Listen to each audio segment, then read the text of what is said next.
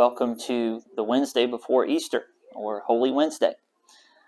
Jesus, as we continue to look at the timeline of his last week, he is on Wednesday continuing his teaching ministry.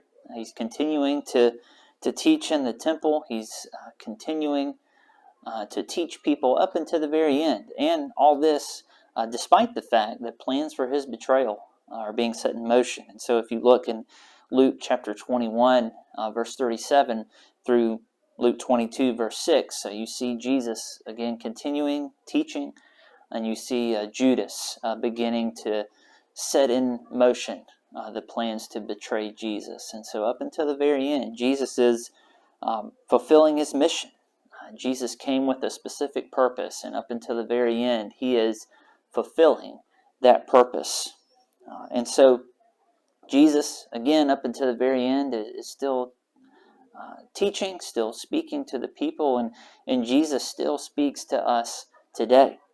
He's still sending out the message of the gospel. And despite the things that are going on in the world around us, despite the fact that people may ignore his message or even be antagonistic towards his message, Jesus still speaks today.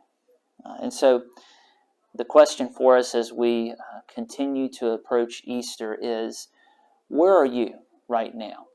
Where are you in relation to Jesus and his teaching and preaching and his speaking to us?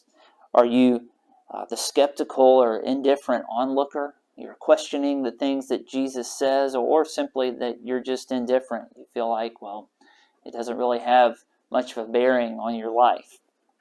Are you the jealous religious leader? The things that Jesus says and the things that he teaches, they are upsetting the status quo. And so for the religious leaders, that was upsetting. They were jealous of his popularity with the people, and they wanted to put a stop to it.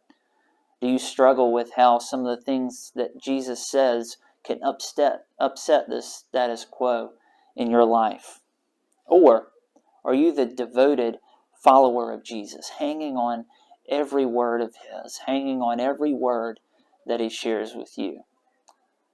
Hopefully, you're the devoted disciple. Hopefully, you see the importance of responding to the things that Jesus said and did. And so, Easter is a celebration because Jesus is our King who has conquered sin and death. And so we must respond to that. And so I hope and I pray that you'll take time this week to ask yourself where you are in relation to this reality that Jesus is our King. He's conquered sin and death, and you'll look at what your response is to the things that he has said and done. Have a blessed day.